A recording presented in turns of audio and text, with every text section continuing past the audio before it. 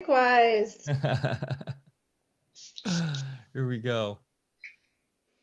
Give us, let's see here. It's trying. The hamster wheel's going.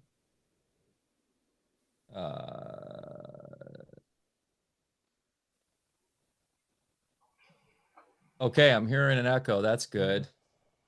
Okay, we're live. Hey, everybody in the chat. Didgeridoo, thanks for being in there. Appreciate you, brother.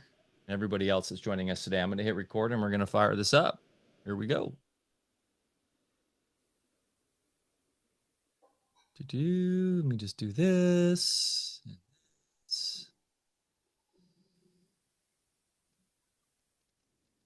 And boom, we're back for another episode of Alpha Cast. I'm Mike Winner, and I'm here as always with my good friend, Dr. Bear Paul Lando, coming to you live and direct from the great state of Jefferson, where freedom reigns supreme. Here on the beautiful Smith River, summer is thriving, the gardens are kicking, and we can't be happier with everything that's going on in our lives, Bear. We're blessed to be here. Had another potential fire yesterday right down the road. They did not mess around. They brought a tanker and dumped on it within a half hour. Didn't want to have a... So just keep it on your side of the mountain. Yeah, right. Crazy. But yeah, unfortunately, I think they dumped retardant, which isn't fun. But it was at least good to see that they're not messing around anymore. They don't want to repeat it last year. Man, fire is no joke, but at least we have the ability to retard it and tackle it. Unlike what seems to be happening with these other major weather events, we have Eyla on today coming from the East Coast. She's fortunately on the east side of Florida there. But the West Coast and the northern Florida got hit hard last week or earlier this week. And our thoughts and prayers go out to everybody in that region up into the Carolinas that were affected by the recent hurricane. We have the technology as well to dampen and revert and completely obliterate those weather systems and often manufactured weather systems as well, right, Bear? And we're moving into an era where we can start. If we can make them, we can break them for sure. Indeed. Well, I just wanted to give our love to all of our peeps on the East Coast and wherever you are in the world. Crazy times, but we have the solutions for you. And one of those is today we're going to go into sovereign birthing an enlightened world, an enlightened new generation with Aya Quena today. And we will be going on a deep dive post-show conversation on our platform at alfavedic.com. If you are looking to join a private online community that is based in sovereignty and understanding that we are the champions of our own reality, join us at Alfa Vedic, alfavedic.com/join-us. There you can talk with Bear, myself, and all the beautiful family, a lot that are in the live chat today about every type of topic, from how to make your chicken coop better to how to heal, I don't know, your latest health issue. So it's a wonderful community, and we couldn't be happier with the growth and the overall abundance that's happening in there. Bear, anything else to drop to the community before we introduce Eyla?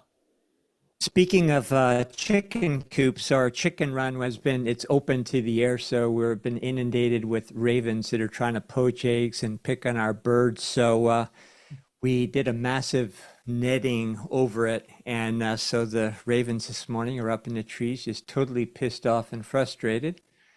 And Deb and I were just singing, na na na na na, you can't get them anymore. So we're good. The ravens are raven. Nevermore. They are smart creatures. You got to be savvy with them. They may figure a way out around to get back in there. Oh, they're thinking about it. Quote them nevermore. Okay, well, we're very excited to jump into this very, very important topic today with Aya Quena. She was on, actually, we were just ruminating before we went live. Man, it was like 3 years ago. Eyla, you were on with us as we were deep in the psyop of the crowned nonsense narrative. And I can't wait to hear what you've been up to. As we know, mothers have always known their newborns to be fully sentient and capable of registering the full emotional continuum even prior to their final exit from the birth canal. The mechanistic medical mindset is obtuse to this reality in the extreme, as hospital birthing exposes the embodying soul in its most vulnerable state to a harsh cacophony of sound, artificial lighting, and mechano-chemical assault. Birth Without Violence by Frédérick Leboyer M.D., first published in 1974, began a fortunate trend toward conscious birthing and the acknowledgement of this initiatory event as the most powerful shaper of the individual and collective psyche alike.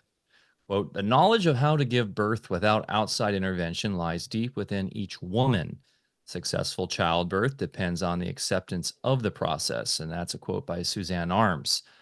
This week's AlphaCast guest, Aya Quena, is a childbirth educator, doula, health freedom advocate, and birth trauma alchemist. Oh, I like that. Her work is dedicated to offering guidance that supports women and men in returning to their deepest knowing about birth, individual sovereignty, and the body's innate intelligence.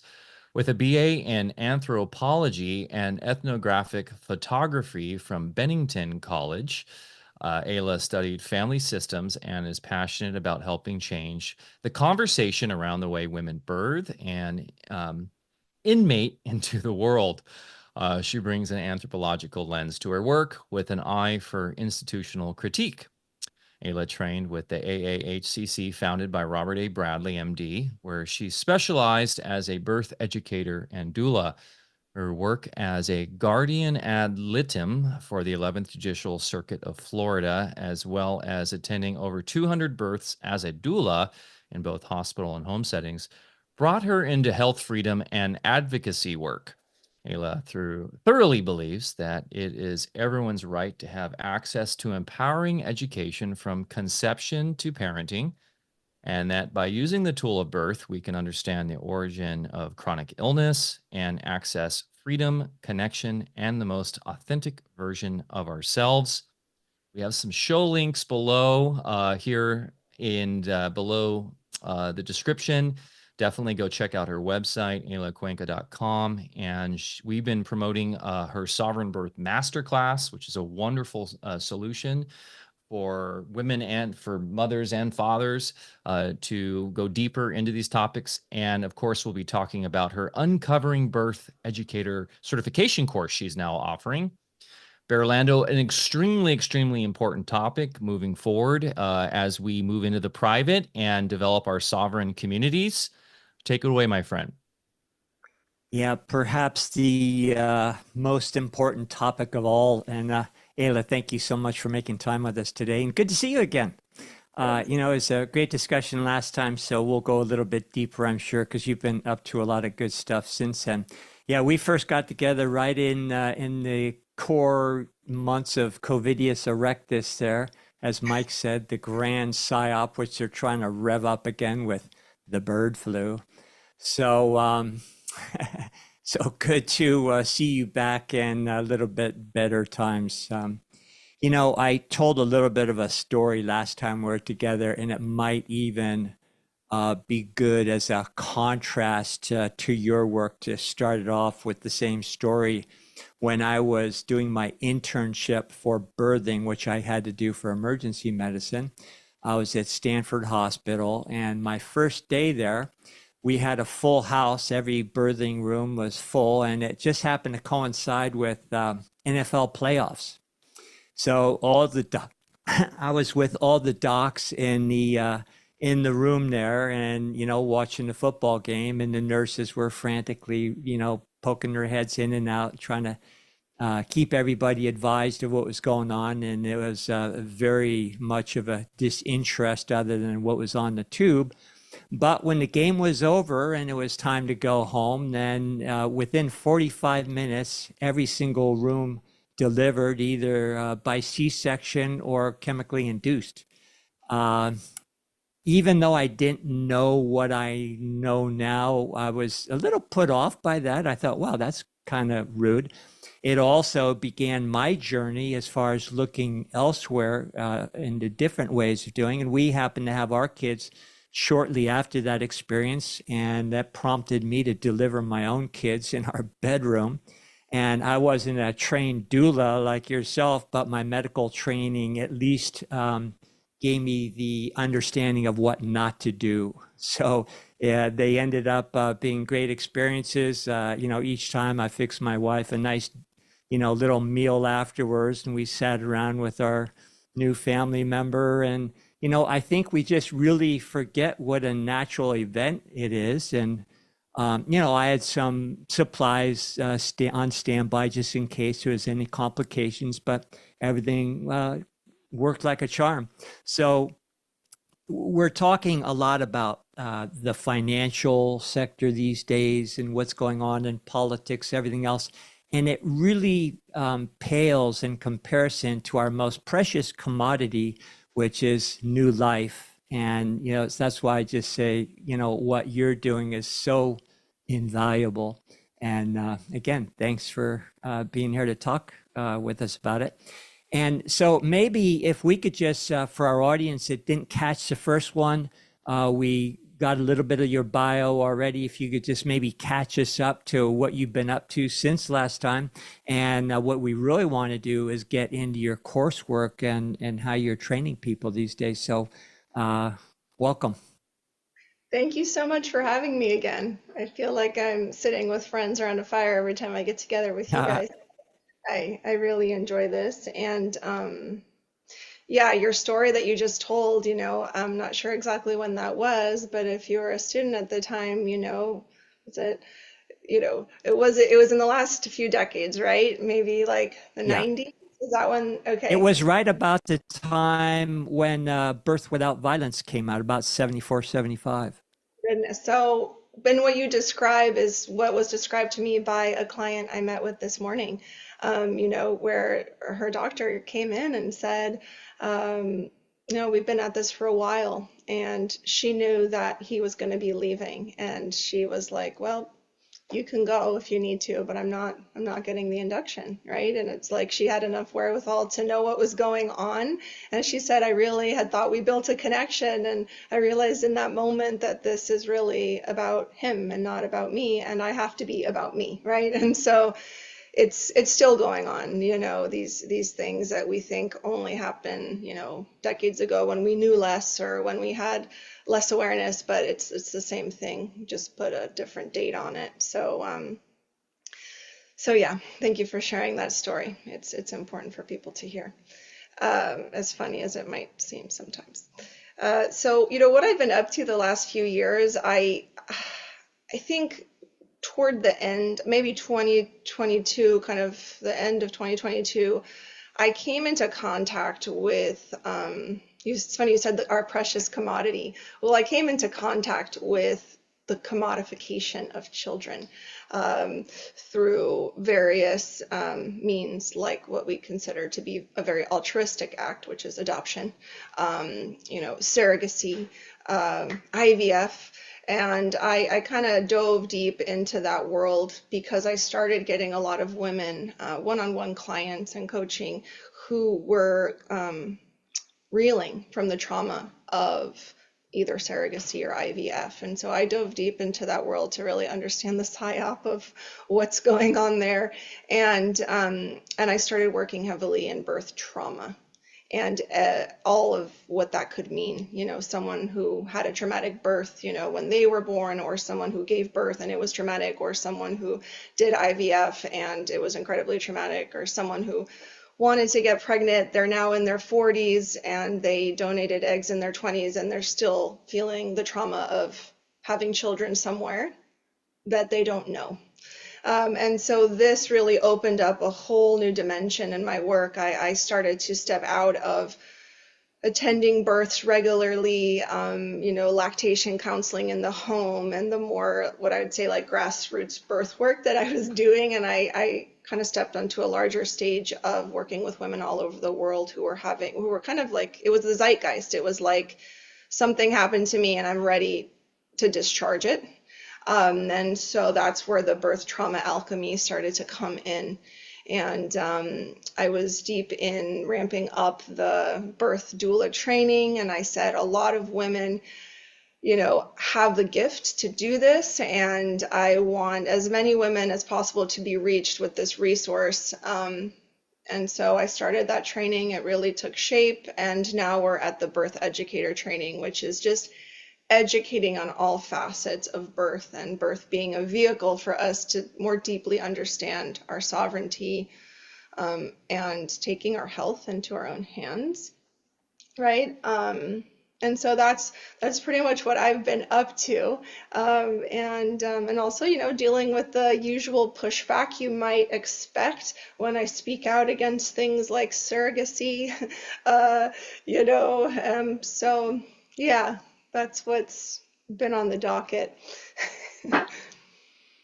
And what a interesting thing that you mentioned as far as donors, for other people to raise a child somewhere else, because it's your cellular, it's your body, and in those cells are antennas that are forever going to be connecting you and child, and there's always going to be that void. It's I can only imagine what that would feel like, and the idea that we don't just take care of our bodies, it would allow us to do our own birthing. Of course, in the field of bioterrain medicine, we had many people come to us over the years that would say they couldn't conceive, and once we put the body right and created balance, then getting pregnant was never a problem. So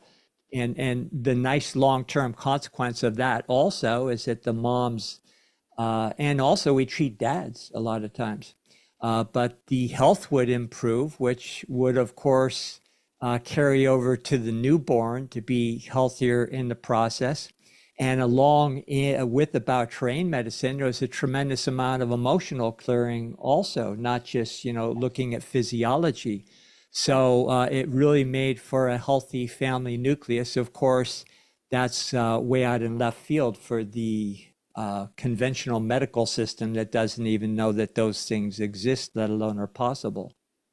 Absolutely. And Mike opened with this quote, right? Like we were coming into this experience at birth, but really we initiate into the experience, I'd say upon fertilization, because at that moment we are adopting our mother's life script, right? There's an allegiance and there's a loyalty that's formed because a fetus is only unconditional love. It's only available to give and receive. It doesn't have the ego program yet to identify a biography. It doesn't have the program to identify events as traumatic or this is wrong, this is right, this feels good, this doesn't feel good. So it offers itself up to whatever the mother and father are available to give.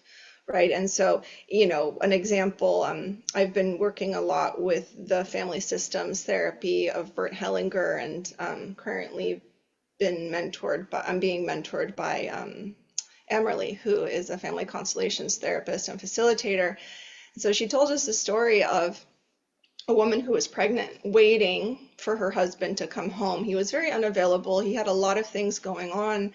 He was either working or he was at the pool house or he was with his friends, shooting billiards or whatever it was. And so in her waiting and in her longing, she was able to adapt to that and appease this void. You fill this void by saying, well, at least I have my baby. At least you're with me and you're my friend. You're my little buddy, right? And so the baby adopts the program. I'm your companion, right? I'm your companion. I'm not your child who gets to have a full experience and blossoming as a child with no responsibility. I am now given the identity of companion. And because I'm unconditional love, I am loyal to you and your program.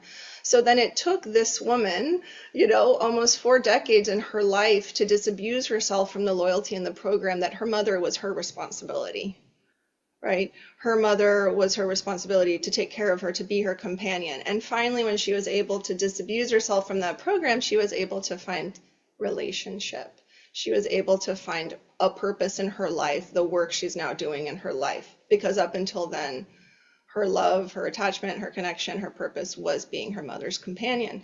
So when women come to me for the best practices, in pregnancy or preconception, conscious conception, I like to begin with the programs. What's the life script that we're holding? And how do we consciously discharge that life script so that our baby can have kind of a blank slate, so to speak, as best as we can offer, so that they're not holding loyalties, right? Because through these loyalties, emotional conflict is created, and through emotional conflict, we develop physical disease. And so children will even be loyal to their parents through developing a disease that the mother has or the father has, because it's the way that they can connect and be loyal to their parents' suffering. Right? So, my mother's Hashimoto's thyroiditis. In my 20s, I developed Hashimoto's thyroiditis, right? That's something I've heard before, and in their suffering through the diagnosis and through having to eliminate certain foods, this is the way they bond.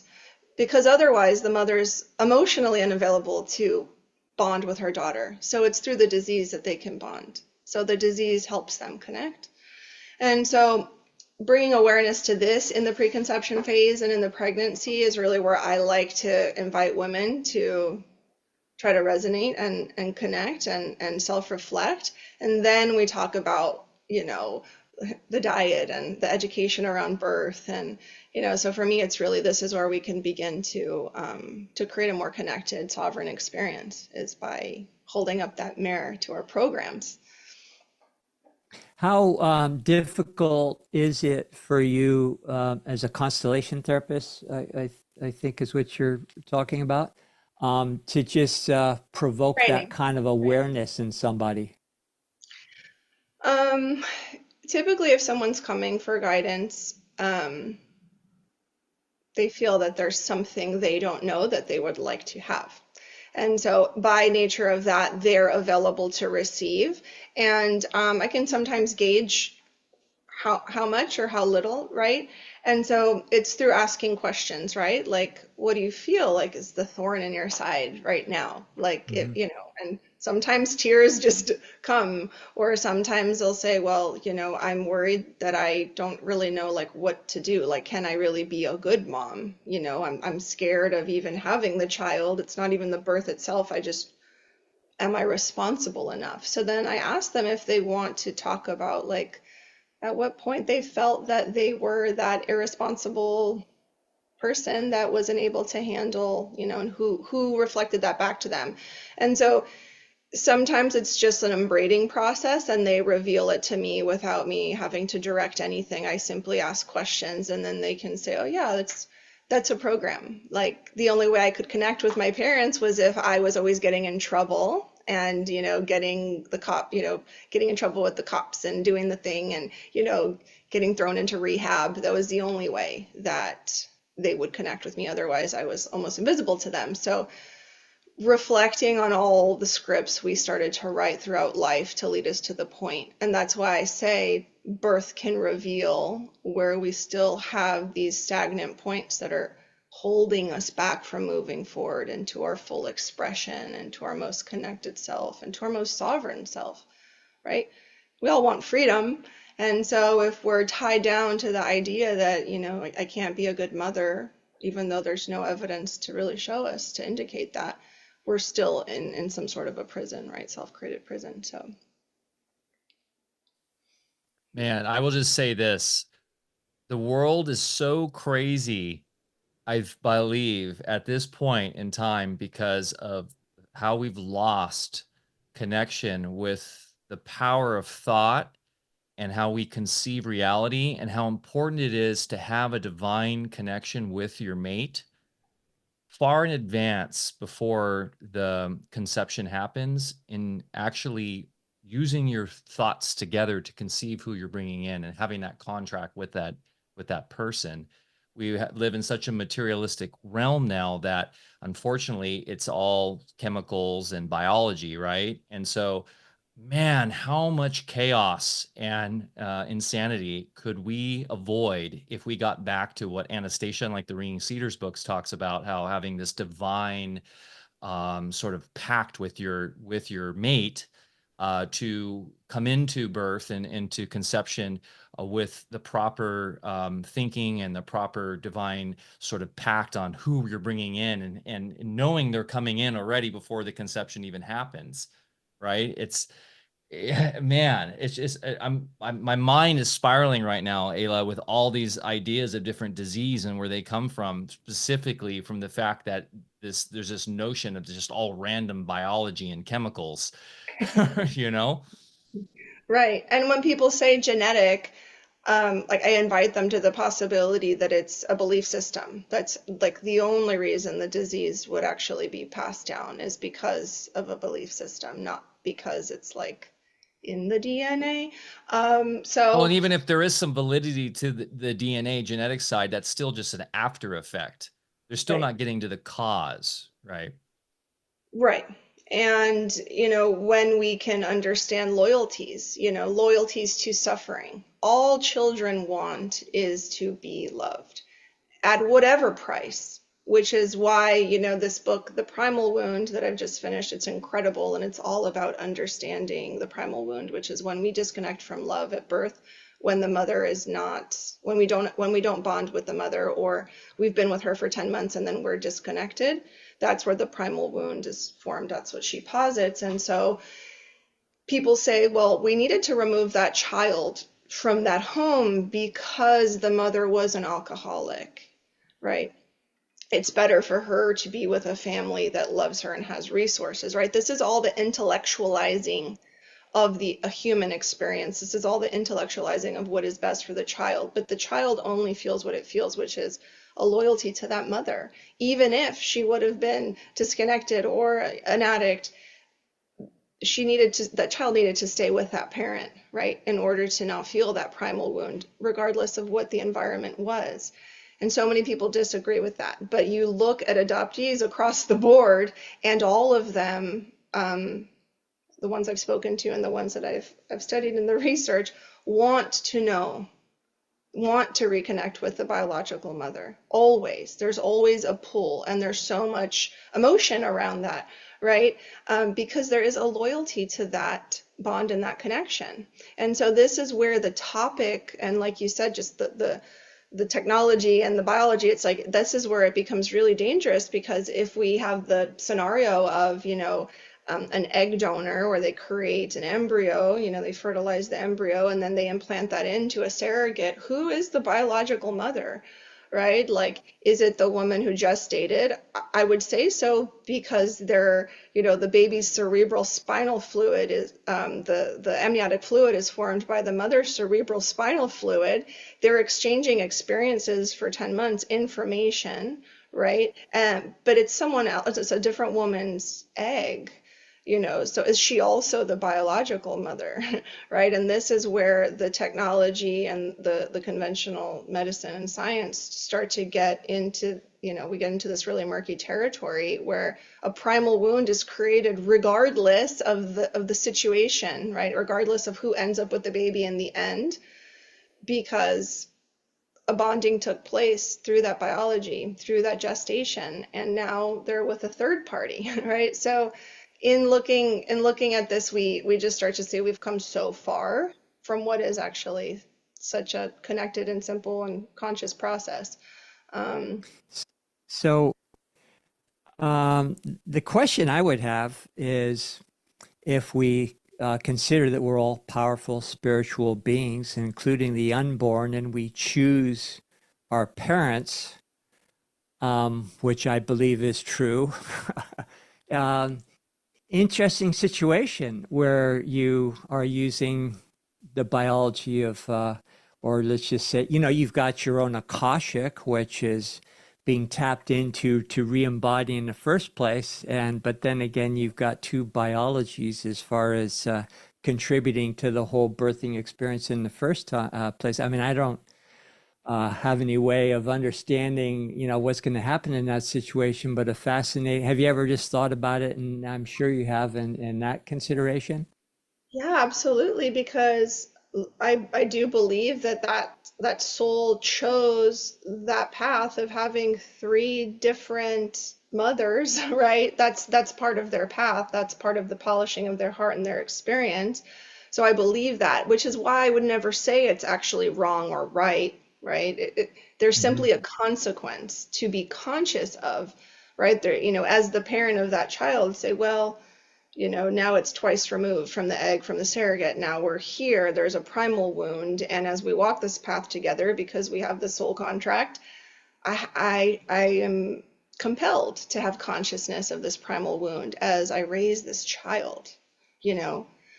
So I think that's where it can come whole again, is the consciousness around that wounding. But it's not to say that it shouldn't be happening, but there are a lot of consequences to those actions.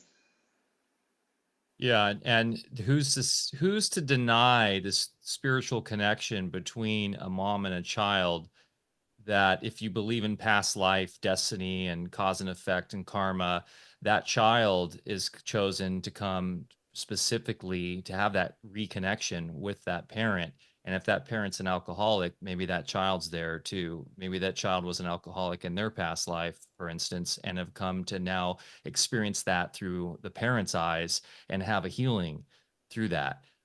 There's so much, beyond the physical, once again, biology and chemistry related to this, and the social worker angle. And I get it also. You don't want to see a child suffering under the malfeasance of a alcoholic parent. Like, that's horrendous. But it's a really tricky subject, huh? Because there is indeed so much more to sort of the spiritual science behind it than modern day, you know, the state can ever acknowledge or understand. So I think it Yeah, comes and down that's what to, I mean when I say the yeah. intellectualization of this process, because as you mentioned, I worked as a guardian ad litem. I was going into foster homes and writing reports on the state of the foster child's home, their mental state, what they were up to, and then I would submit those reports to judges in Dade County. And there was a particular scenario where there was a 3.5-year-old girl living with her grandparents. She had been taken away from the mother shortly after the birth and hardly ever saw her. And during one of my visits, a door slammed and I went into the room because I was allowed to do that. Looking back, like, it's really Wow. a petite woman in these situations is not really where I should have been placed. But the mother had snuck in through the window. Had been addicted to crack for quite some time, so that's why she had the baby taken away. But she came in through the window and she was just hugging her daughter, and then the grandparents came and they were ripping the daughter away from the mother, and the baby was just screaming, right? And so this child had maybe 12 visits total in 3.5 years with the birth mother. But to see that child gripping onto the mother, knowing it's her mother, regardless of the story, was where I said, like, I can't do this work anymore. And that's actually what compelled me to move into birth work, which was to get to the deeper layers of this whole thing that we're in now. And so in that moment, I said, they have a path together, right? And at what point does the court system and the social work and the intellectualization of what is right and who should be with who, like, in whose opinion, like, so is it also the karmic path for her to be taken away from that, right? It's hard to say, but I started to believe at that point, because for so long I said, if you're not a suitable parent, you shouldn't have a child, right? Like, it's not okay. And then after that, something shifted in me where I said, this is their work together, you know?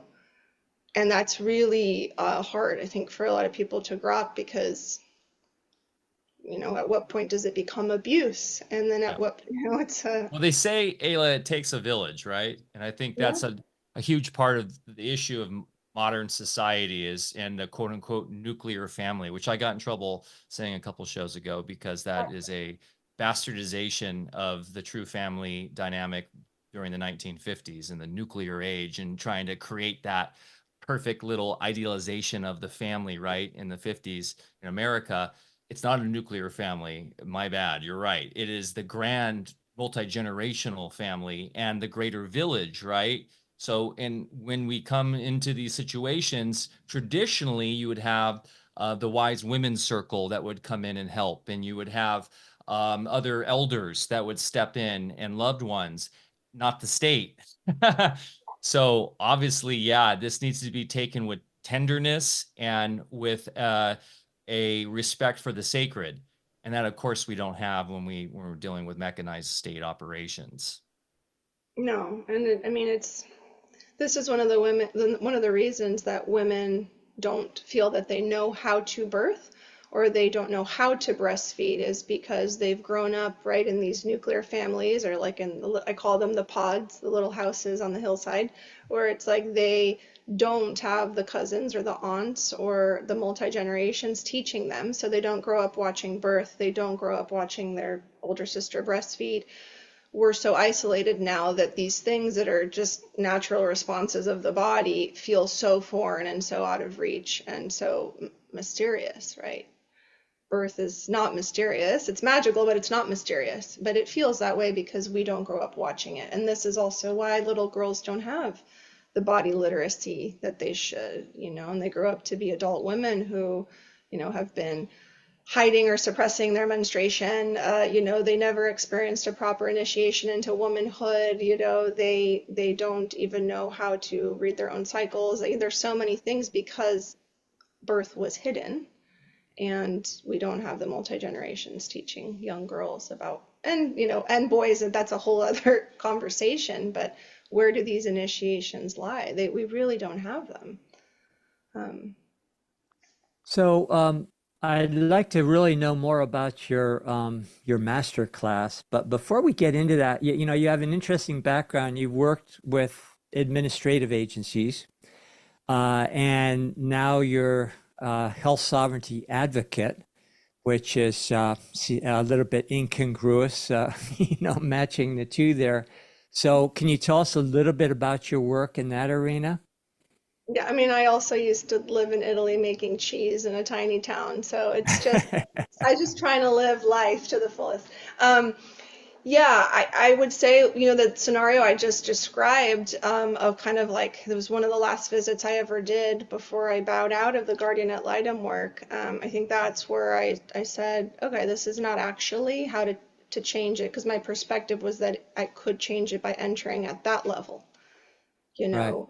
And ultimately, it was my own wounding from my own conception story that I was, looking to heal, when I was conceived back in the 80s. And so when I recognized that too, I said, okay, birth is the vehicle. And so as I became a doula and a birth educator, and I started attending births both in the hospital and home birth setting, that's where I started to see that women were more connected. I experienced them as more connected to their children, their partners, their family system, when they were birthing at home. And I said, what is the missing piece in the hospital, right? It's the sovereignty. It's this thing that is completely stripped when you go into that matrix. And so that's kind of where it began. And so the Sovereign Birth Masterclass, it's really, it's just dipping a toe into what's possible. It's what's possible when we dive deeply into birth education, understanding our own origin story, knowing what's possible for creating life, right?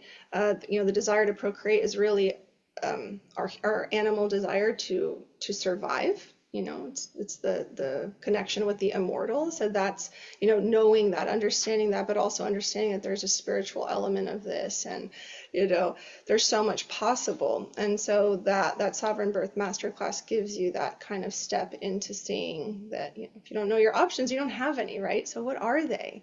And what does freedom look like in this space of birthing and conception? And how do we break away from the matrix, right? And it's not necessarily about birthing alone in the woods, and having a free birth. It's really like, how do I maintain sovereignty and autonomy in any situation? Like, no matter what I step into. And that's why I created the containment course. And it's about creating safety and containment in your own body. You become your own container at all times, so that anything you encounter is simply something that you were able to interact with, but it doesn't actually change your state of sovereignty. It doesn't dictate anything for you. It's just a way to interact. So, you know, addiction, for example, right? The vape pen, the scrolling, all of that is that auto-regulation, right? We're still not free. We are not sovereign in those situations. We haven't learned to be in our bodies and consciously self-regulate. Say, okay, I know what I need right now. I'm overstimulated. I'm going to step outside, you know, with spaciousness. I would like to have a piece of chocolate, and I'd like to experience that chocolate, and I would like, you know, right? So it's like we're consciously stepping into ways of self-regulating rather than the unconscious auto-regulating. And so when we look at sovereign birth, we find ways to consciously self-regulate, consciously choose, consciously discern, rather than just being in the autopilot and getting carried away with the current of the medical matrix. Is it unusual for fathers to get involved with your work? Do you see many couples, or is it usually just the mom that's coming in for work? It's really both. You know, this Mm-hmm. morning I worked with two couples, and Mm-hmm. you know, I find that you know, there's a lot of like, I would say maybe woo-woo birth education that men, you know, in their practical nature don't really connect with. And so I really strive to open up that practical dimension so that men can say, oh, these are the action steps to take. This feels good, this feels tangible, and really help them see their vital, essential role in the process.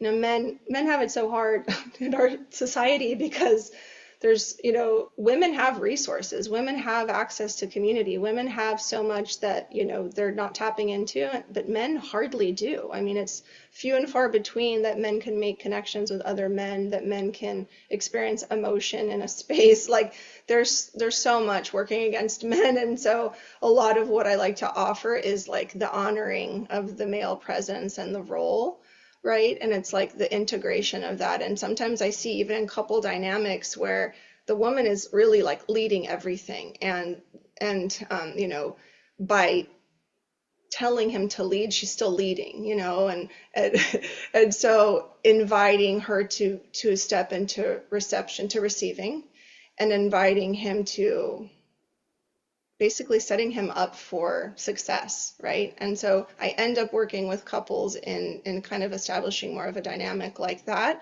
because then in the birth it can flow, she can surrender, and he can really take his role on.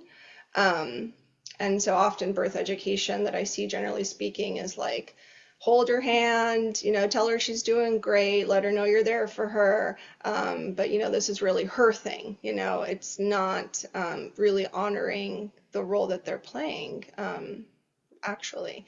So, yeah, I do work with a lot of couples, and I'm working right now on a master class that's exclusively for men, to Oh, see this nice.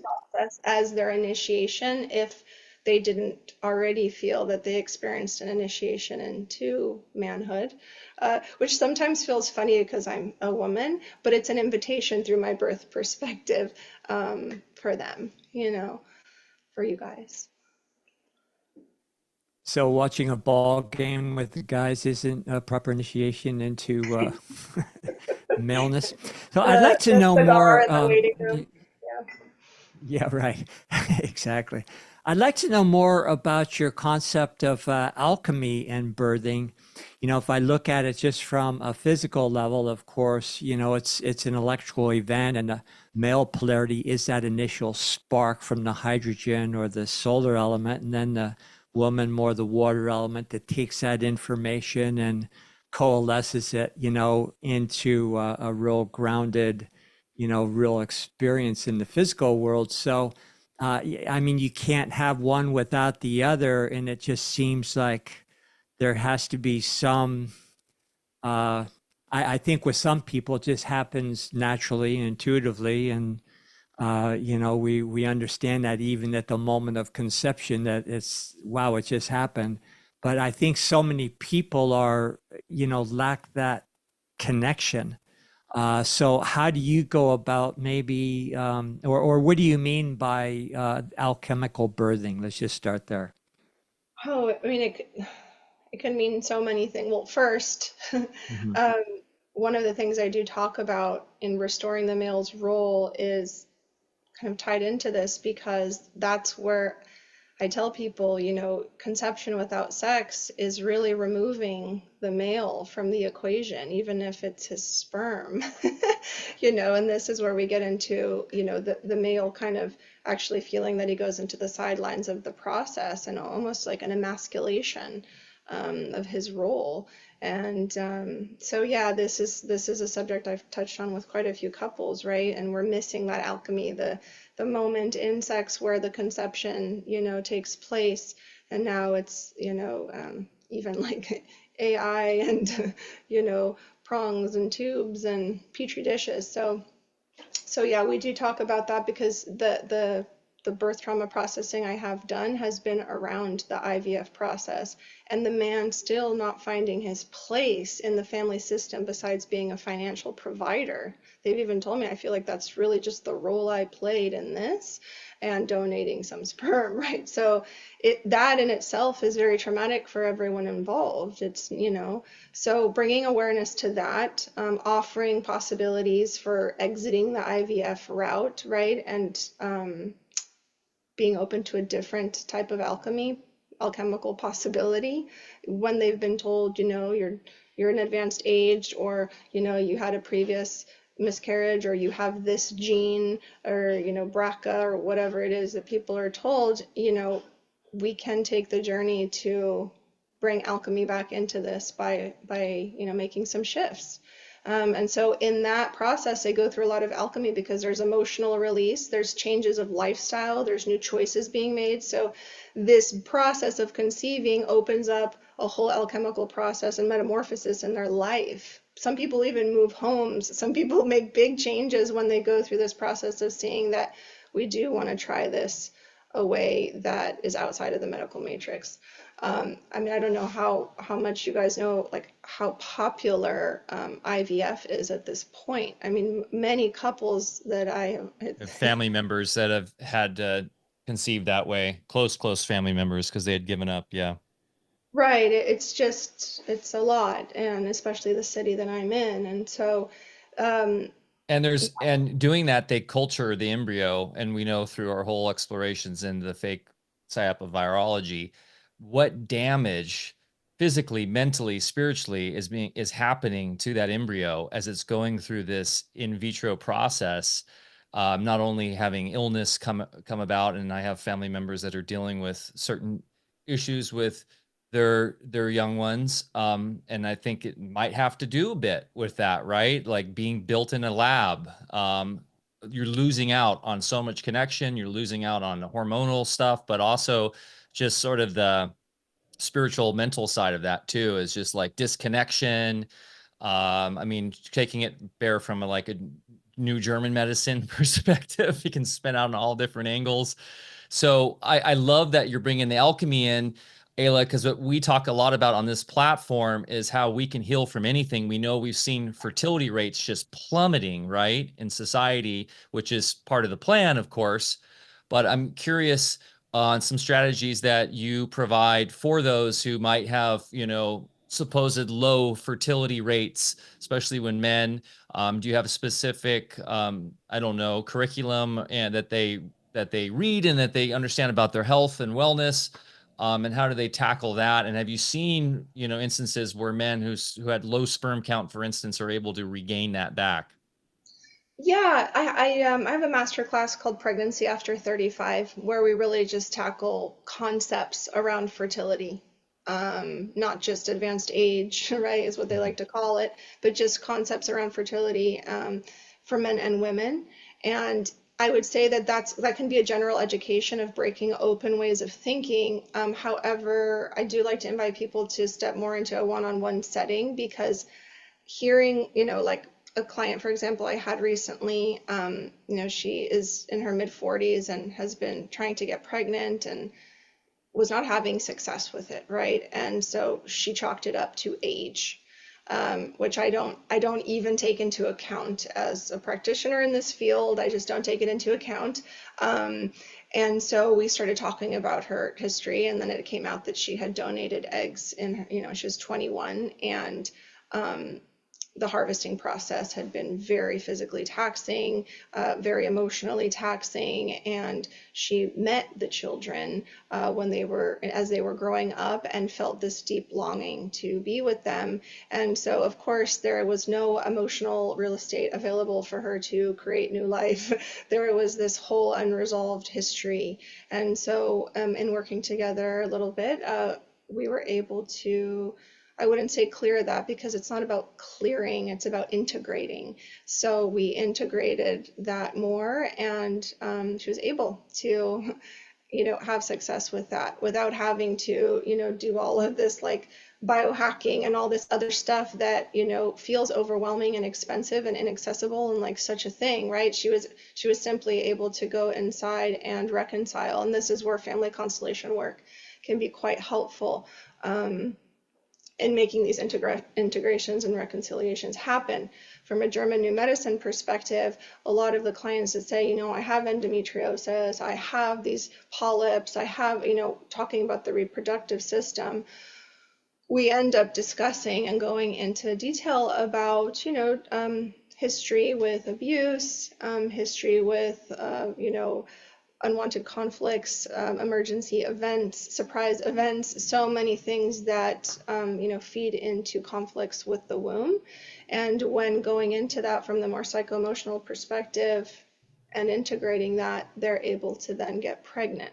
So, and in that process, they sometimes can resolve the dynamic that they're having with their partner, because that's an element of it too, right? Not feeling completely safe, even though on many levels you do connect with your partner, there might be other levels where there isn't that actual safety that makes the woman receptive enough, to welcome in a pregnancy. So when we don't want to address those things, and we say we've tried everything and we've eaten the right stuff and taken the supplements and done the observation of the cycle, and we take the temperature and we put the feet in the air and we do all the things, people just go to IVF rather than exploring the psycho-emotional aspect of this. So I would say, it's never too late to exit the IVF route. Try this first. It's definitely going to be less costly and less invasive, and but it's not easy. It's not always easy. It can be quite affronting. Yeah, it would be great if men could rise to the occasion and take more responsibility. We're talking earlier, Mike mentioned that genetics are an after effect, and that's so true because matter always has to follow energy. It can't be the other way around. And when you're conceiving, the fluids from a man are the energy that male has left in their bank account. Every time as a male we release fluids, we draw on that bank account. And most men these days that grow up on porn and everything else, really have a weak or let's just say a lack of energetic momentum. And that is going to be what carries through in that initial spark to have a robust biology for the incoming soul. There's a way where, with a little Kegeling practice, and we've talked about this a little bit, how men can hold on to those fluids and then shunt the energy up through the governing vessel, down through the conception vessel, and circulate it, and then store it in the Dantian, which is a little place, below and behind the umbilicus, and just build that energy. Now, if a male would do that, of course, our society, and I think it's the greatest conspiracy of all conspiracies, is to get men to deplete themselves by having, all the porn and everything available all the time. But if men could learn to do that, not only would the health of the child be guaranteed and conception more easy because you have that momentum, that impact behind the event, but the male would enjoy much more longevity for that act in the first place.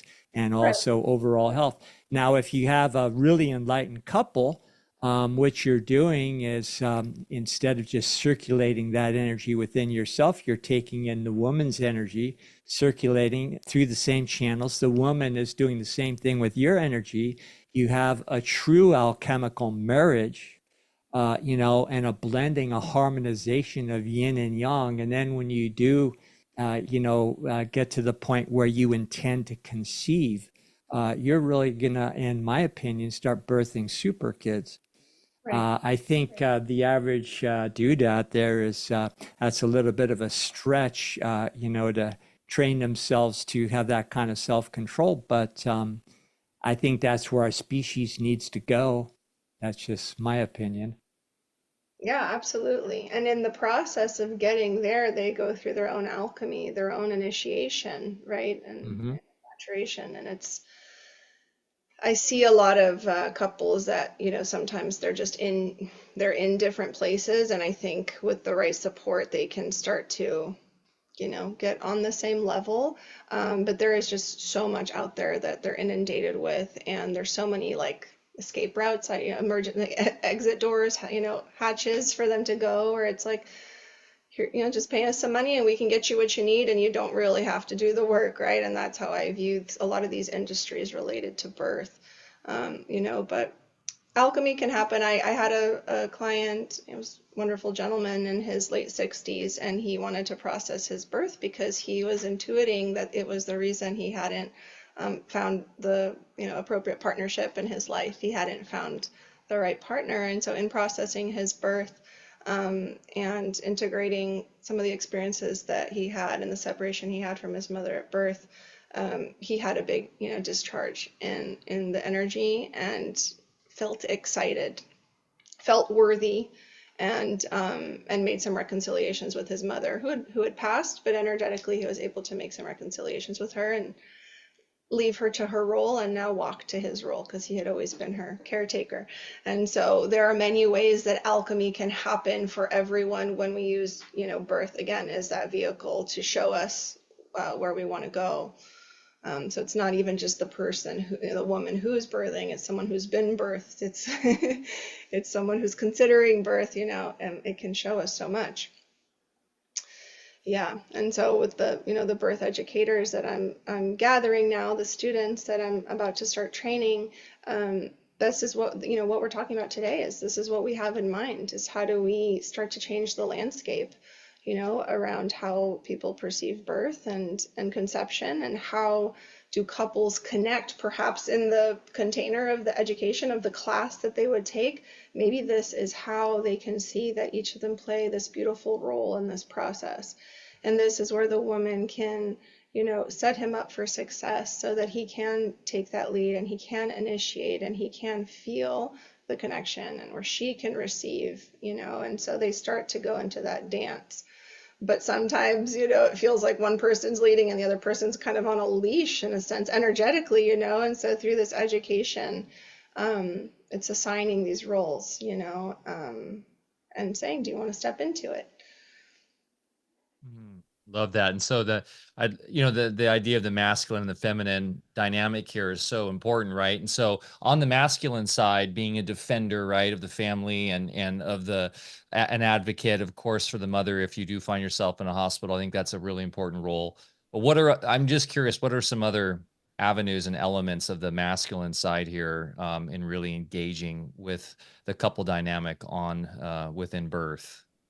Yeah, so I'd say one piece is like both have a responsibility to understand how to allow emotions to move through their body, right? And so if the man can learn this skill, then it starts to become second nature the more he practices it, right? Just in himself, right? Rather than doing the auto-regulating or watching the porn or hitting the vape or getting the phone out or whatever it is, he can allow the emotions to move through his body, and in that he can be kind of like that riverbed for the woman to be that watery self that she is, right? So she has that containment, and in having that containment, she's able to receive the experience of being pregnant with more ease. She's able to receive the experience of birthing and surrendering to that physiological unfolding. So that role, but it requires him to be able to process his emotions. And that doesn't mean mentally processing, right? It means allowing them to live in the body without shutting them down. Like very somatic process. Yes, absolutely. And then this leads to the conscious parenting, where your child, is losing their shit. They're 2, 3 years old, and rather than saying, go into the room and collect yourself, and when you're ready, come back. Or, there's no need to cry. If you cry, it's going to make you sick. You're going to make yourself sick, right? Or, crying's not going to solve anything. Like, what are the different phrases? So many of them come from an adult who is unable to hold discomfort in their body and to allow the discharge of the emotion to happen either through a breathing practice or through allowing it to move, from the head down through the feet and leave, or whatever the different practices are. I have them in the containment course. So this sets the man up for success, to hold the experience for the woman as she goes through her arc of pregnancy, conception, and then into motherhood, and then allows him to be a present father. He doesn't have to have the solutions. Right? It's not like the woman's crying and he has to solve the problem. If he can simply hold her without redirecting her, she will resolve it on her own and feel safe to do so. Right? And this is such a gift to children. When we can have children who say, wow, like it was totally safe to feel that experience and they didn't disconnect from me when I was ugly or bad, it's safe. And soon they start to see an emotionally regulated, contained parent. And I don't mean contained repressed, I just mean contained, where they can allow their emotions to circulate in their body. They then learn those skills through osmosis. They say, oh, I didn't get the thing I wanted, I'm so pissed. Okay, right. And then the child learns to self-regulate, and it's beautiful. So I'd say this is like one of the biggest opportunities the man has. But again, it's a deeply alchemical process, because it does require him to acknowledge on some level that there was no emotional holding available to him when he was a young boy. And so there might be grief there, if he can identify it as grief. But then, he starts to see even a shift in his dynamic with his woman, where she becomes more available to receive him. Sexual intercourse improves between the two of them. Like, so many things start to actually unfold, and he sees the fruits of his labor, literally, pun intended. And so it's a really powerful step to take. And then, of course, there's the more practical side of things where, he can be an advocate in the hospital, for example. But this step I just mentioned is required, because he needs to be able to slow down enough that when things are moving so fast and the nurse is saying this and the other person saying that, he can say, okay, we're going to take a few minutes to think about it. Can everyone step out of the room? Yep. Without getting caught up. Even if he doesn't know the answer, he can still create the spaciousness to slow everything down, right? Mm-hmm. I think that's a valid and very important skill for all elements of life. Men need to remember, for sure. I know that's a great reminder for me. Take a breath when the kids are getting crazy. Hold space for them. Let them process. Don't be the official always, and the person who comes down with the discipline, right? It's these programs that we play from our parents who played from their parents, this multi-generational trauma and these roles that have been embedded in us. My kids and I don't know if I should have watched this with them, Bear, but we watched The Meaning of Life, the classic 80s comedy, Monty Python.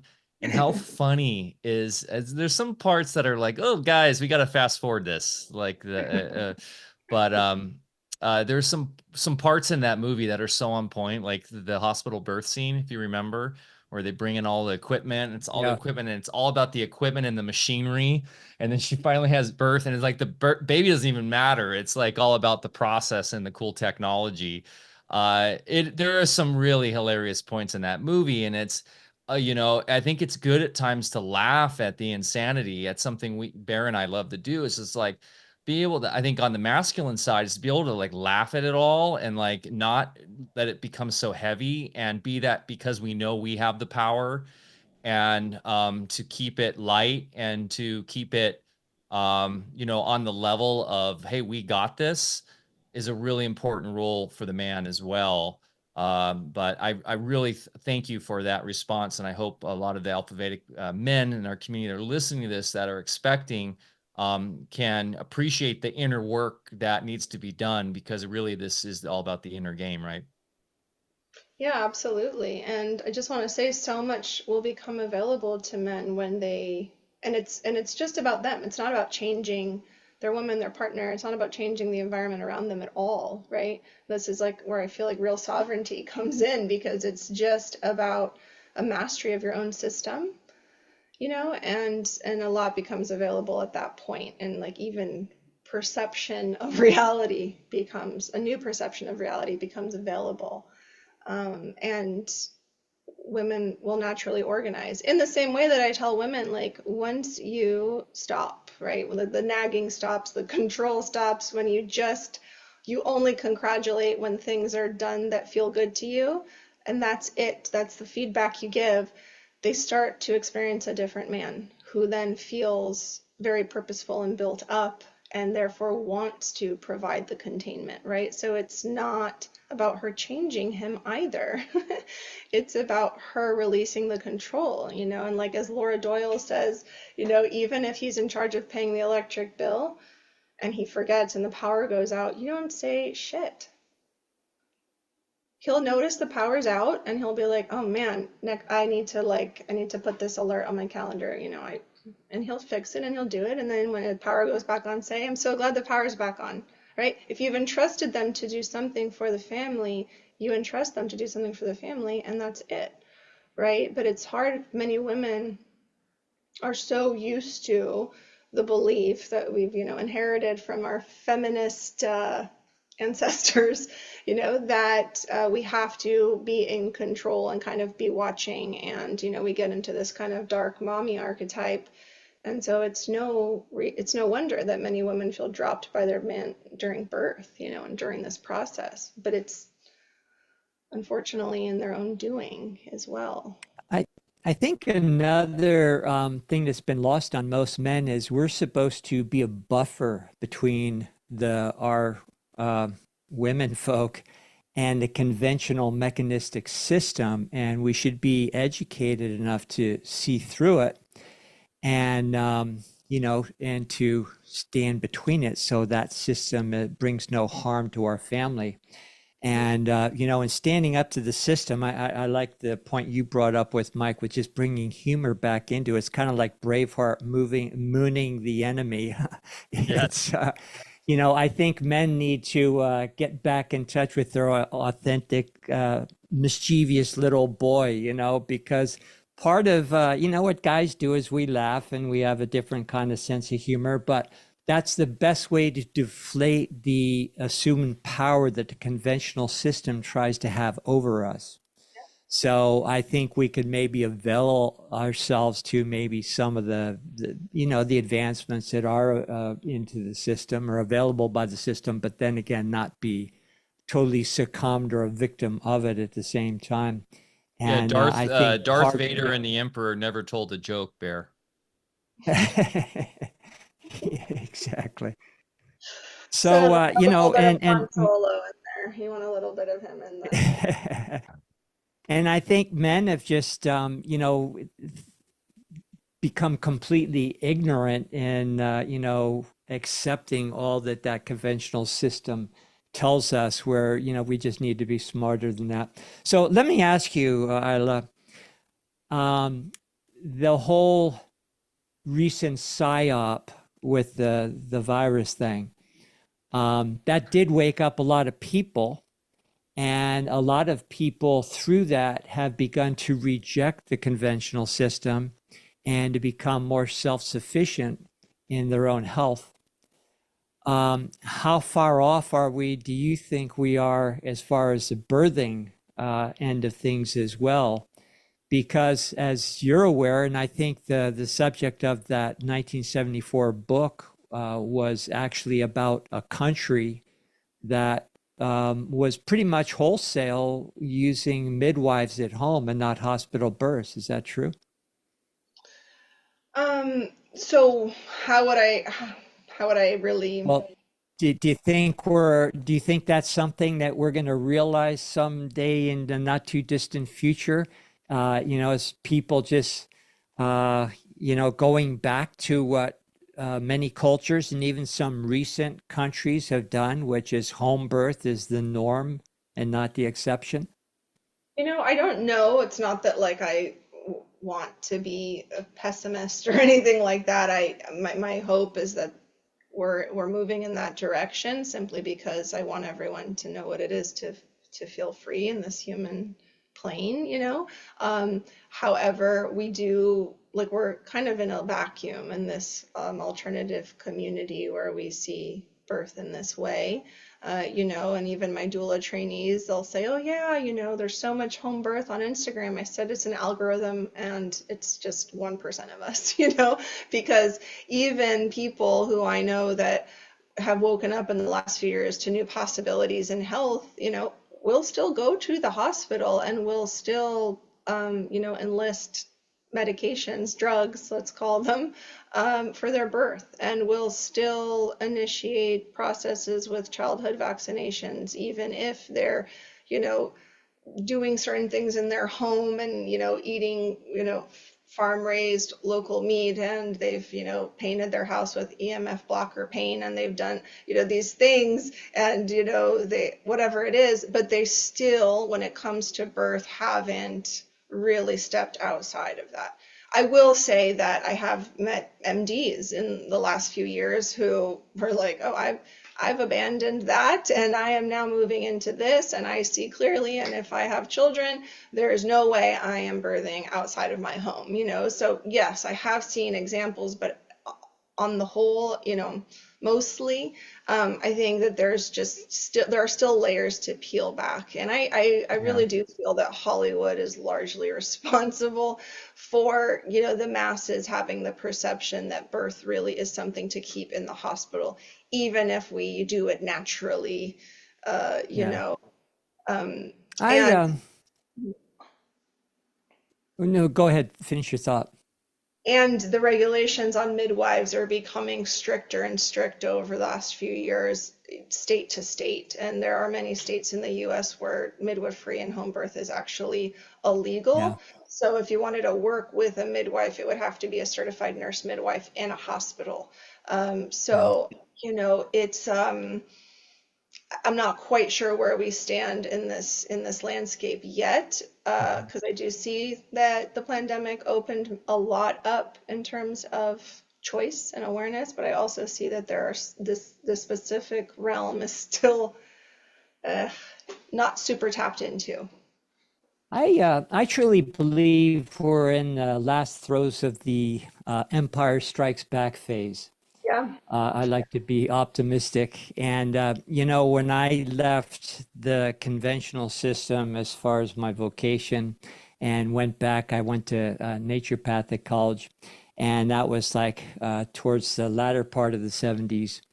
There was, authentic health food stores, pre-Whole Foods. There was a whole movement. Naturopathic college was becoming very much in vogue. All the different healing arts from Chinese medicine to osteopathy. There's really a renaissance happening. And then, obviously they had to usurp everything and the trends that were going on. And I think we're coming out of that. And if you look at what I see as an overall consciousness shift, and the fact that they seem to be losing steam and just appearing more ludicrous the more they try to continue their narrative in far stretched ways. I don't know. I think we're getting close to it. So What do you, you you think, you Mike? don't think it's crazy that now men can have babies and they're supporting that in the hospitals? Yeah, Yeah, well, see, that's part of all they can do is go to extremes that are just exposing themselves even more, and that's my point. Yeah.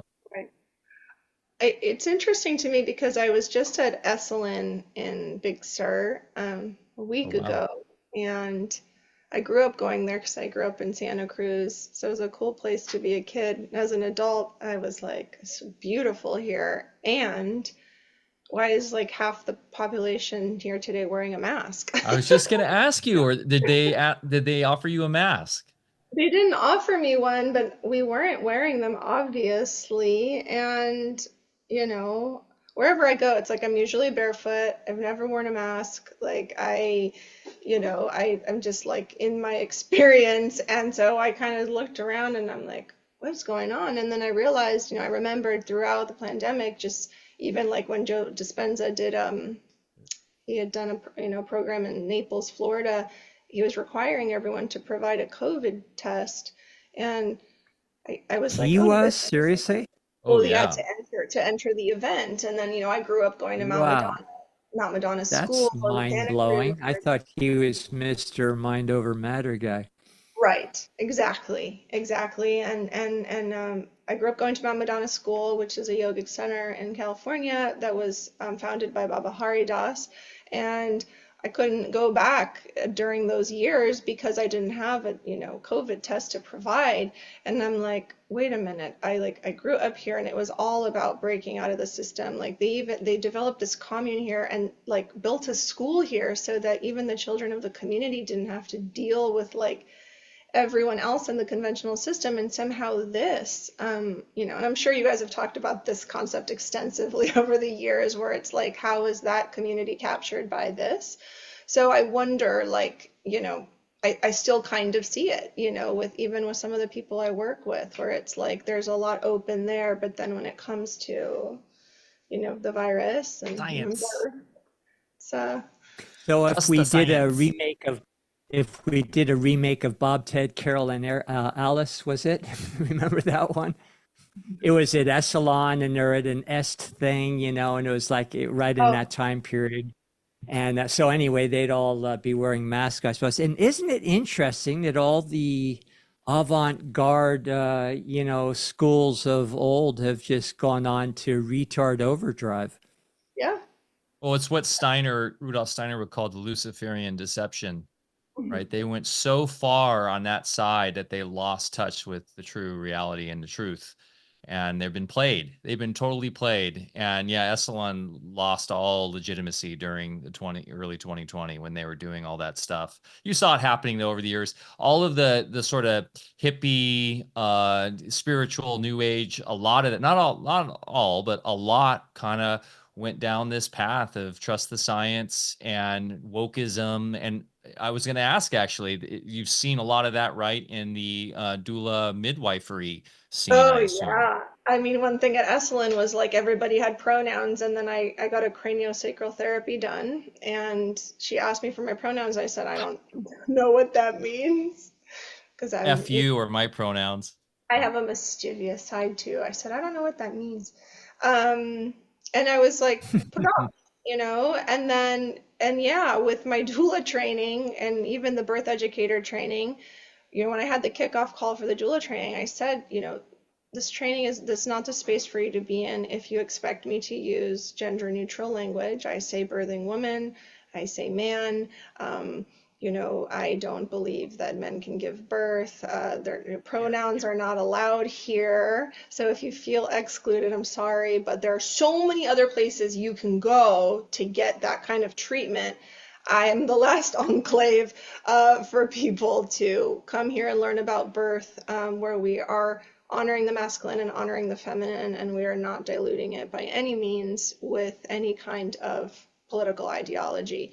And so I'm very clear about that. And many of my students say this is why I left the other training I was in and came here, because I want to be in a space like this where we're preserving what I believe, our rites of passage, with clear language, and authenticity. And so it's not easy sometimes because I do get pushback, like someone said, I don't identify with, either gender, and I want to join the training, but I want to work with, couples who are, doing this and transgender. And I said, this is not the training for you, but and I sent links to all the other ones that I know, which are like DONA, Doulas of North America, and Yep.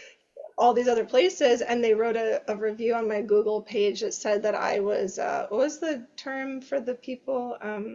Earth fascist. QAnon. She said, this is a QAnon. And I was like, man, I haven't heard that term in a long time. I like that term. I forgot about Throwback.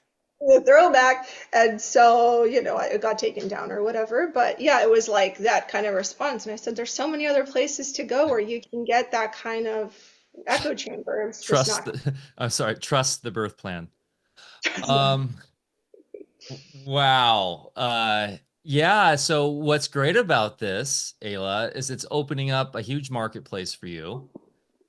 Because there is as we see at Music and Sky and in our communities and all these other friends podcasts and people that are bringing back sanity and the natural order of the world, people are hungry to find common sense and find real solutions.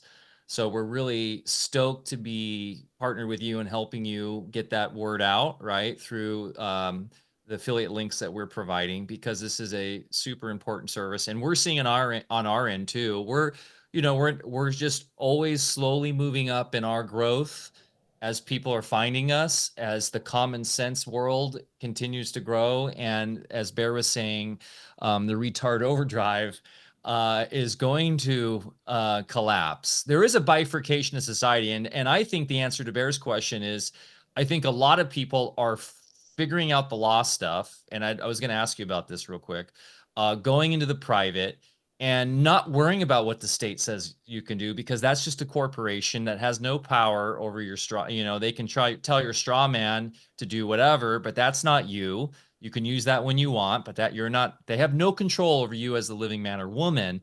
And Eyla, I think you're a little aware of this, right? Like all the words around the birth and in the hospital, right, related to maritime law and to all Yeah, that and the stuff. capitalization of names and things like that. And yeah, I dove into the common law trust process about 4 years ago, and I will Mhm. say that it is just it was so challenging for me to like learn and be like and work and be a person in the world while like unlearning so much. It is such an intensive process, but it is so worth it. And a lot of people ask me like, I don't want a birth certificate for my child. What do I do? And I hope soon that there is a program that can come out to guide people through that when they are giving birth, and want to raise their child and have a passport without, the birth That's certificate. That's So a great idea. We should work on that, Bear, and put that through our private platform, because that's a really practical thing. Because obviously, the birth certificate, a certificate to be cargo through the birth, right, as to give your substance to the financial system. It's all commercial. It's all been commercialized. But Bear, yeah, that's Yeah, not a bad and idea. yeah, absolutely. And of course, birthing has been usurped to mean BERTH rather than Mhm. BIR. Birthing at a port, so that you become cargo. right. So what a couple questions. Yeah, that's another whole amazing topic, and I think we're actually working on that one. And also, like everything else we're talking about, it's being exposed. And Yep. all we have to do is get rid of the central bankers that control every government in the world and have replaced constitutional law with uniform commercial code. So there's Yeah. too many of us that know the truth. The cat's out of the bag and you can't stuff it back in. So I know more and more people that simply aren't doing the paperwork, especially Yep. folks that go for the home birth. So we're Well, right and about there like too. for instance, Uh-huh. Bear, Matt from Music and Sky, one of the partners and founders, they ended up Mm. having their child in a hospital, but they refused. They just didn't consent to anything, and they had to just keep refusing to sign anything, get her little print down on anything, and they were able to do it at like a mainstream hospital in LA, because they do not have the power to force you into that contract. That's Mm. not a meeting of the minds. And he understood that. So even going into the belly of the beast, you can do it in a proper way. If, as you were saying earlier, Eyla, you know your power and you know the energetic force of the male and the female and how Mhm. to assert your will. Sorry, but I didn't mean to interrupt, but I thought that was a cool story that even in a hospital, you don't have Yeah, to. now I was just going to add an even more sinister part of the hospital birth, and this I can't prove, but there seems to be a lot of knowledgeable people that swear by it, and that is your genetic material is taken from the delivery room and put in a depository, which allows them ownership of your actual DNA, and that gets into Vatican stuff and all sorts of things. But I think there's an element of truth to that too. So, what I was going to ask you is, do you do work with people at a distance, folks that can't meet with you physically? Yeah, absolutely. That's primarily what I'm doing now, actually. Hmm. Um, I rarely meet with people in person at this point. Um, and it's been really special that way. So a lot can happen through Zoom. I wish I would have bought stock before pandemic, but anyway, it's been going it's been going well. So yeah, I am available, there's live courses, there's pre-recorded Hmm. courses, the master classes, there's one-on-one sessions.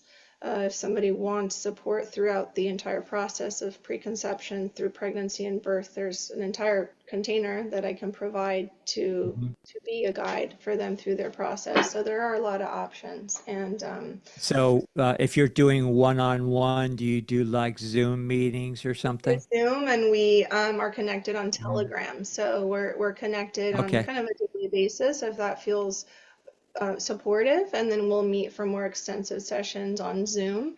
And each session takes a different kind of shape, and sometimes they're more education Hmm. oriented, and sometimes it's processing. It all depends on what the needs of the person are.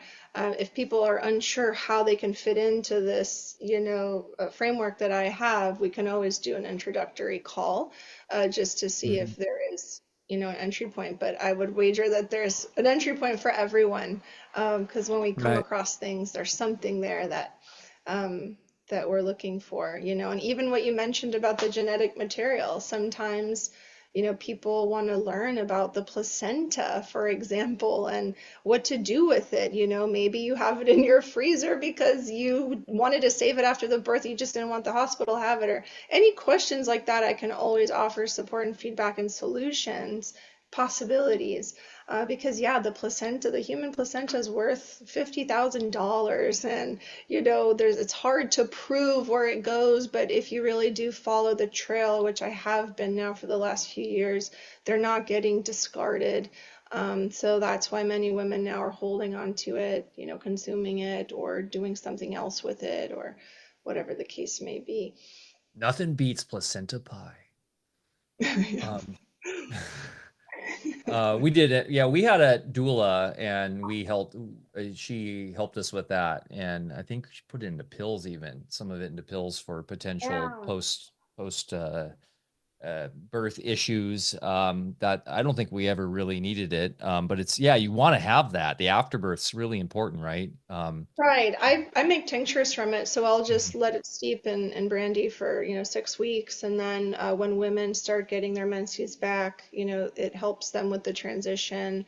It has no shelf life really, or indefinite shelf life, I should say. So sometimes women, historically, they would take it when they went into menopause, or that's Crohn's Yeah. stage, entering the Crohn's stage. So a lot of women save it and they just store it until if and when.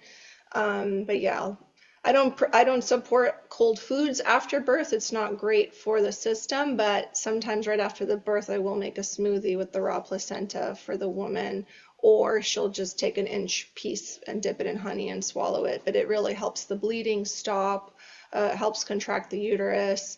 Mammals in nature, there are two reasons that they would consume it, was either to cover their tracks, like I might have mentioned before, or to replenish their body because they wouldn't be hunting for a few days. And so placenta's always had a purpose and value, either spiritually or, you know. Could probably make a homeopathic remedy with it too. And Yes, yeah. my mom would know about that. It's so funny. We haven't had this conversation. She's a homeopath, but there are women when they have some challenges with the, reproductive system and different things. There is a remedy made from the placenta. And mother's milk and lion's milk and different mammals' milk that are for different purposes. when we have a child abandoned at birth because it has to go to the NICU, and I say abandoned because that is what the baby feels, that is their experience. It's the milk made from the lion that you would take the remedy to help assuage the sense of abandonment, come into wholeness in adulthood, and to feel that you are meant to be here, you were not left. And so homeopathy does have a very powerful impact when it comes to healing birth trauma as well. And the umbilical And a cord. more, Oh, go ahead, Bear. I was just going to say, a more anesthesia-oriented use of the placenta is you grow a tree with it, a fruit tree, and then forever eat the fruit. So sorry, go ahead, Mike. Oh, that's a great point. I was just going to ask another huge, issue I think in hospital births is the way they treat the umbilical cord. We've touched on this before. Like the Bigglesons have been on this show, and they mention how with that properly not properly cut, it can lead to all sorts of issues with your back and all sorts of things internally. What do you recommend for that, even in the hospital or at home birth, in terms of, I know there's some modalities where you keep it on till it disconnects naturally. Also, we know when you cut it right after birth, it cuts the oxygen, it cuts important fluids that can lead to serious harm to the child as well, right? Yeah, those are all excellent points that a lot of people just aren't aware of, And one of the main reasons we got into the practice of clamping the cord immediately was to inspire immediate breathing or lung use in the babies, because mostly they were drugged. And so a way to get them to come to was to cut off their oxygen supply through the umbilical cord and force them into lung use. And so we kind of just kept that practice going. Takes about 25 to 30 years for practices to change when it comes to protocols in hospitals, if anyone makes a compelling argument for it to change. And so we still, it's still happening.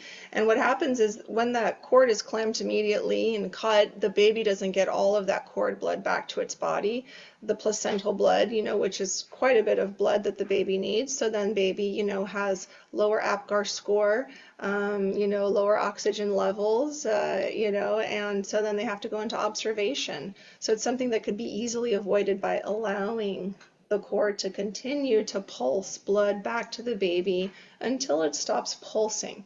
That's, I'd say, the bare minimum for the process. If you have more spaciousness and, autonomy in this experience, the ideal would be to let the baby and cord and placenta stay attached for, maybe 4 to 5 hours after the birth, and at which point you can sever the cord with a flame. So you can hold the cord over a flame and allow it to cauterize. And that is kind of best, energetically, and also if you believe in germs, then, it cauterizes. It's the most sterile way to do it. And then you can take the placenta and you can, prepare it in whichever way you'd like. If you do a full lotus birth where you keep it attached for days and days until the cord dries off on its own, you cannot use the placenta for consumption. But you could bury it with, a pomegranate tree or something. And like, Bear said, just enjoy the fruits and, it could become a ceremonial piece in your home. But yeah, there's a lot there with the cord. I don't know about how it impacts maybe the fascia or, the rest of the body, like you're saying your other guest might have alluded to. I don't know a lot about that, but I'm very curious. Talk to my Rolfer and see if she knows anything about that. She was a midwife. Amazing. And as someone in the chat said, burying it with the tree, if you just are tuning in on a pure resonance level, it's going to bond the child and the mom with the tree and the earth, and just kind of a nice energetic full circle. Totally. That's really beautiful. Yeah. You could do half and half. You could get it all. Yeah. I just like the homeopathic remedy because you could just continue to use it over and over. I mean, you can get a lot of life out of it that way, and like You could make, using it. Yeah. a lot of bottles of it for sure, Yeah. And your biological daughter could take it as well, is what, I was trained and told. But I've even known some husbands to take the capsules as like a supplement, and people get quite energized, from the capsules. And so that's why some women say, don't take them at night because they give me too much energy. So, Yeah, yeah. they're a big trend at the festivals these days. Um, that and breast milk cocktails. And that I'm not kidding about. I've seen that. Um, well, and this has been such a great talk, Ayla. I could talk about this topic forever because there's so much. God, there's like so many things that are just unknown, right? That we still don't know about this mystery of birth. And it's exciting to not only think about where we can go with this, but where like how I started it, like our sovereign communities are moving into the private and taking on birth in a new way. And as Bear mentioned, like the Anastasia Reen Cedars books, like she talks about how the mother should be on their own place of love, like the kin's domain for the entire 9 months, in direct communication with the nature and with the plants that they've grown themselves, which will then communicate to her directly what she needs to be eating at any specific given time. And it's not about giving our authority away to anyone else, to any outside authoritative figures. It's about knowing and trusting that we've got this and that we know what's best for ourselves. And I really see that's one of the fundamental changes happening in these I don't want to say underground societies that are erupting, but in these parallel systems that we're seeing. Are you Yeah. seeing that? And like, are you finding that community yourself?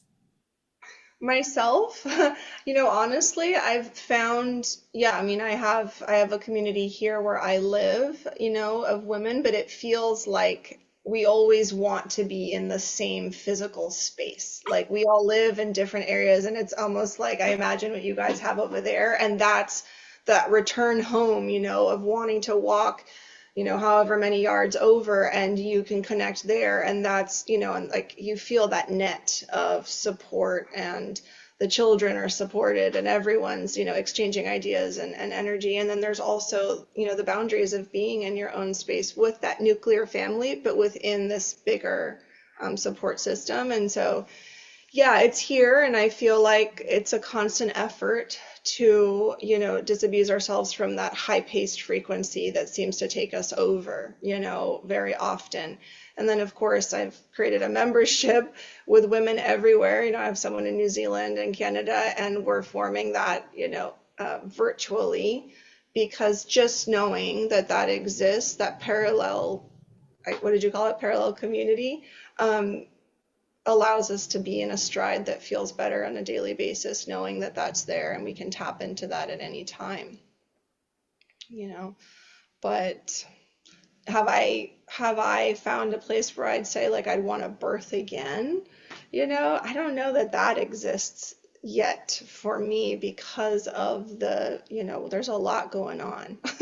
There is a lot going on. And now that I know what I know, over the last 13 years of being specifically in this space, there's so much more that is possible. And I would love to have more of that for women, to just be able to access that so that they can have this like very euphoric experience, like on a daily basis, with their families and their process. Yeah, it should be And euphoric.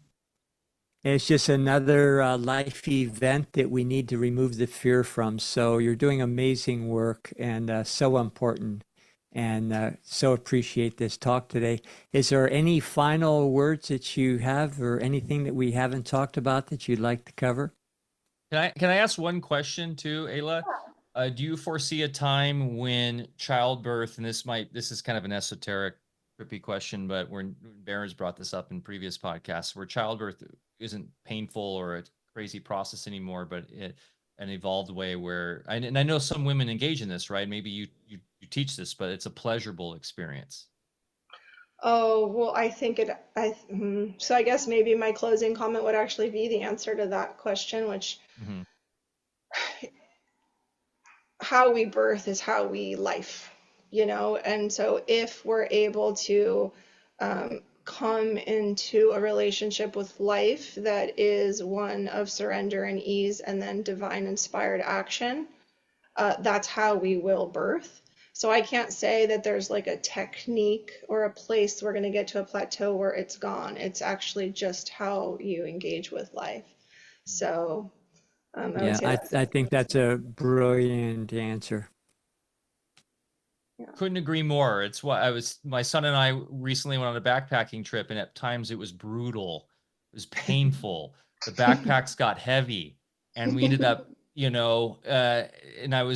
people were asking how was it? I'm like, it's everything you could ever want in a backpacking trip. It was beautiful, gorgeous out in nature, and it was hell at times, but in the end, I wouldn't trade it for anything else because that's life. And that's what adventures are for. And like, right? Life's a big adventure. And when you embrace it in the right way with the right mindset, there's a reason why we're here on this physical plane. There's a reason why pain exists. And I was just curious because I know there's been a movement sort of about like orgasmic birthing, things like this. So, Yeah, um, yeah. yeah, there's orgasmic birthing, and then there's this woman in Europe, I forget her name, where she teaches pain-free birth, right? But it's so funny because the word pain is still in the title, so it's like, I feel like contradictory in a sense because it's like a spell where it's like, I don't know. Words are spells, and so it's interesting. But a lot of my students have kind of tapped into that, and they're like, it doesn't work. Hypnobirthing, all of these things. And when push comes to shove, you can't run away from the way you live life just for the moment of birth, because you have some techniques or tools. So that's why this is an alchemical process of how you move through the world. And then when you get to the birth, it will just be a continuation of how you move through the world. It doesn't have to be an isolated event where you just have a toolkit for the event. Um, so I would say that's kind of the secret sauce. Maybe birthing with dolphins is the way. I They're here to know. show us the way. I would be down for that. Just, gotta find they had one in Hawaii, a birthing center in the water, and it shut down. And yeah, that that sounds incredible. I know people that have done that. There was a place on You. Maui on the way to Hana when we lived there, and when you swam out there, you'd just be surrounded by 100 spinner dolphins immediately. So some folks gave birth out there. Yeah. It's Yeah, such a there's trippy thing. off the Black Sea in Russia, there was a group doing that for a time, and the babies would be born into a tide pool, and then they would just continue to swim on their Hmm. own to the tide pool underwater, and this MD was out there guiding and midwife guiding couples in that, and this is how they saw that there's this innate intelligence in the body where you don't like need to teach swimming. Like all of these skills we have as Yeah. humans are already there, and we deprogram them, through our systems and the school and the sitting and the Yep. this and that. And so, yeah, Nirvana really, taught us that with the album cover Nevermind. right. I know. Oh my gosh, that'll be etched in my memory for the rest of my life. Um, oh wow, such a fun talk. I love you so much, Ayla, and I hope you can make it out to Music in Sky one of these days. I know you've tried. You were supposed to Oh, actually be a presenter 3 years ago, I believe it was, and unfortunately, some things came up. Right, I think you came ill or something in your travels and couldn't yeah. make it. But I was in Mexico with Kelly, and we came back the next day to fly to Music and Sky. And some people would call it, food poisoning, but I was having an indigestible morsel conflict. So I was processing that for about 3 days. Um, so yeah, I couldn't go, but I heard it was Or we epic. could just call it tostada fallout. Yeah. I'm like, I don't believe that the ice is spiked with bacteria, but whatever. well, I had quite a conflict when I was in Acapulco last year. So, yeah. Well, hey, we'll get you out to one of these, and we just love you so much. Thanks for all you're doing, guys. The show notes are in the show notes below. We have the links to the Sovereign Birth Masterclass, the Uncovering Birth Educator Certification class. Go check out Eyla's website, Eyla Cuenca, CUENCA.com. Go show her some love and support. I know of many women who were expecting mothers that have found a lot of support from you in the past. In fact, one of our good friends, she gave birth to her second child in the forest here, and his name is Forrest, right up the street from Bear. Oh, And yeah. and That was a wild birth. that was a wild birth. Yeah. Yeah. Yeah.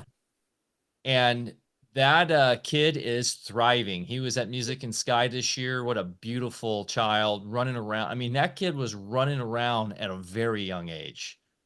Yeah.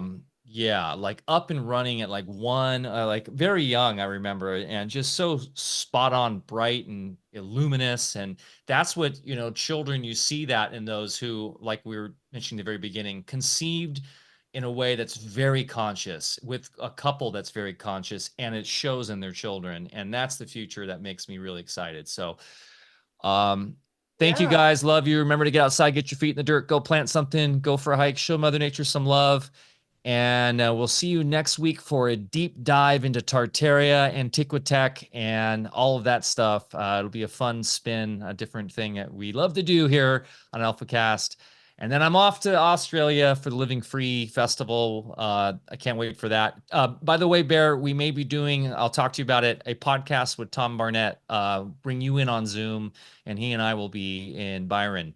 We'll do it that way. It'd be fun to reconnect with Tom. Yeah. Okay. Thank you so much, Eyla. Appreciate you. Thank you guys. So good to see you. Thank you. Have a beautiful rest of your day out there in gorgeous, sunny Florida. Oh, I Take will. care. Bye.